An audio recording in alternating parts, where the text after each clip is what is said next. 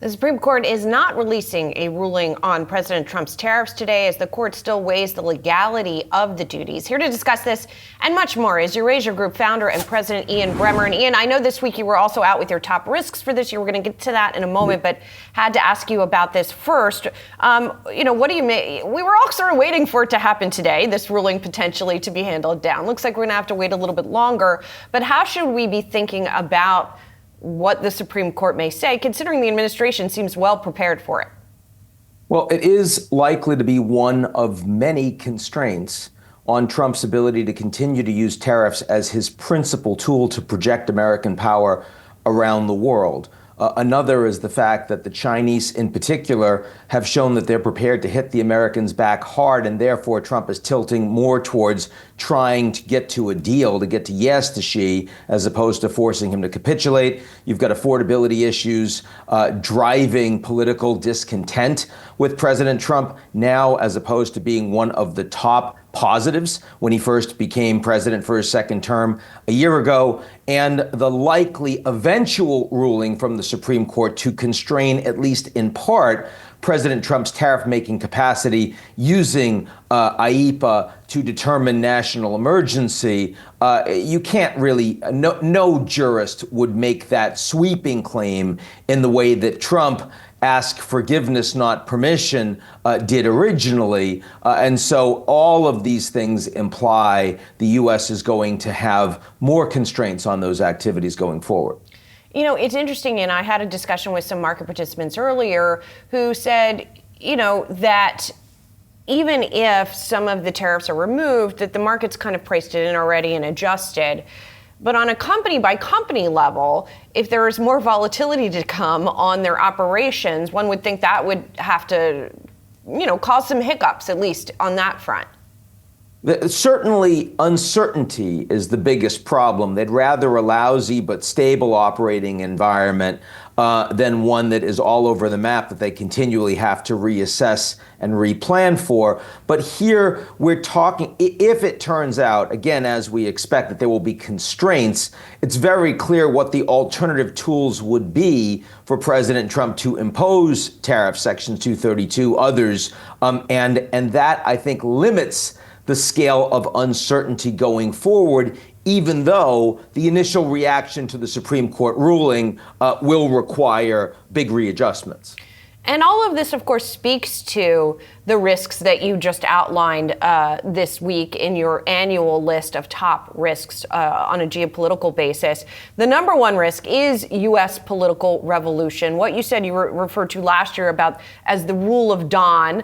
People are now throwing around the term Monroe Doctrine in the wake of Venezuela. And what's interesting is how curiously unaffected since Liberation Day, largely, the markets have been by all of this. What would change that, Ian?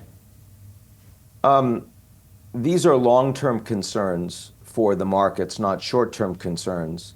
The fact is we have lots of conflict, for example, in areas that produce oil, but demand is relatively soft, and OPEC has about 2 million barrels off the market right now. So, it's fairly obvious that the bigger concerns of the United States saying we're going to change the political system internally and we're going to change the foreign policy operating principles externally, that President Trump said the only constraint on his action is his personal morality. I suspect a lot of allies of the United States do not see that as a significant constraint.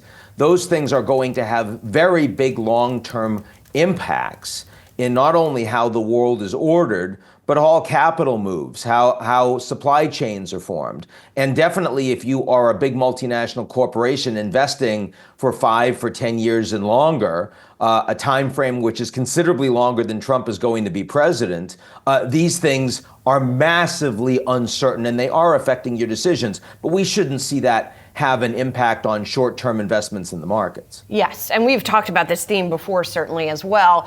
I am curious, as we see this remaking, what does it say about the soundness of the U.S. democracy at this point?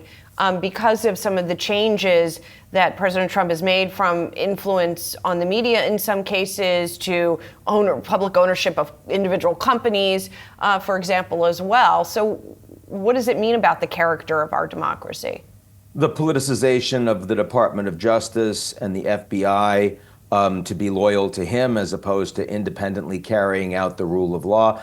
These all show that both norms and actual checks and balances that are codified in institutions on the president are weaker than they used to be. And Trump is a symptom of that, but he is also an accelerant of that process. That's what the political revolution is. So we know it's underway. And in many ways, we compared Trump to FDR, the other major revolutionary president in history. And in many ways, in Trump's first year, he's showing he's much more willing and capable to break these norms and checks and balances than FDR was over his 3 terms. So that's quite something. But ultimately, we do think that President Trump is likely to fail. Our confidence level is less strong than you would like it to be. But for 3 reasons, in ascending order of importance. First, because Trump is less popular than he was a year ago, and he's likely to lose the House in the midterms. And that is likely to have at least some impact on Republicans thinking he's a lame duck and starting to break away from him. We haven't seen that yet, but it is more likely over time. More importantly, there still are checks and balances on the president. You already asked about the Supreme Court, but we've seen court rulings, for example, stop Trump from his investigations that are politicized into Comey and Letitia James, prevent him from sending the National Guard to Chicago, for example. You still have a professionalized military that reports ultimately to the Constitution. And you also have a federal system of governors and states that run a lot of things in policy, including elections, and that matters. But the most important reason why the political revolution is likely to fail is because Trump is undisciplined. Because even though he says that the Democrats are his principal enemy and the adversary of the United States, and not the Russians, and not the Venezuelans, and not the Iranians, he is easily distracted. He is very impulsive, and he doesn't have a lot of policy expertise. So he's very willing to faff around in Greenland, where a disciplined president that wanted a political revolution, that believed that Biden had actually weaponized the system against him and was a mortal threat, would be spending all of his time and influence on power on destroying that other party and making sure that they have no chance to effectively run for leadership again. They'd be focused on shutting down the fundraising and shutting down the media and all of the things that one does if one wants to actually take control of the reins of the state. And Trump has really shown that even though he has that impulse, it competes with many other impulses. And so ultimately, as they say, sometimes it's better to be lucky than smart. And I do think that the United States falls increasingly in that category. Ian, we could talk about that for the rest of the hour alone, but I do want to move to one of the other risks that you talk about, and it's the U.S. versus China, not necessarily on the tech front, which is what a lot of people talk about, but on the energy to power the tech front, which I thought was really interesting. You paint the U.S. as a sort of petrostate at this point, and certainly the Trump administration has leaned more into that, and China more depending on alternative sources of energy. I was struck this morning by Meta's announcement that it is partnering with a number of nuclear companies to buy power from them. So how do you see this playing out? Because it's obviously not clear, we're not just relying on petrol here in the U.S., petroleum here in the U.S. They're not just relying on alternative sources in China. So how does that all play out? Yeah, of course, China today is the largest fossil fuel user still in the world. So, there's no question the demand is there. Texas still is the largest producer in the United States, not just of fossil fuels, but also of post-carbon energy. But the United States government has decided that solar and wind is woke. And so, therefore, they don't want to lean into it. They want to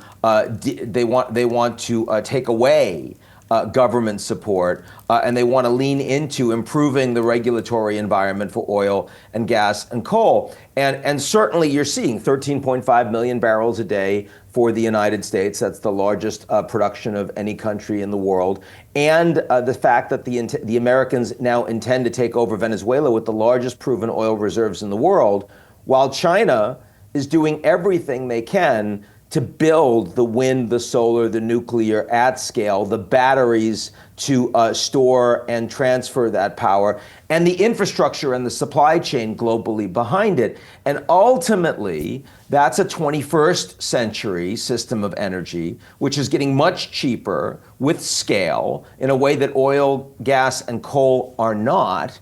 And China's exporting that infrastructure all over the world. So Trump can talk about the Monroe Doctrine, and America has military dominance in the Western Hemisphere, but actually China has stronger economic relations with almost every country in the Western Hemisphere, and they are betting much more heavily that they'll be more successful at it because they're going to be able to export 21st century infrastructure and likely the technology that runs on it. So that long term is a very smart bet for the Chinese and a rather short term bet for the Americans. Does it matter, Ian, or how much of a disadvantage is it that at least for now, the U.S. still has the lead technologically itself, when it comes to chips, for example? I think it matters less if the Americans are going to have a hard time scaling it. Not only because the energy will eventually be more expensive in the United States, but also because those energy demands will compete between technology companies and farmers and consumers, voters.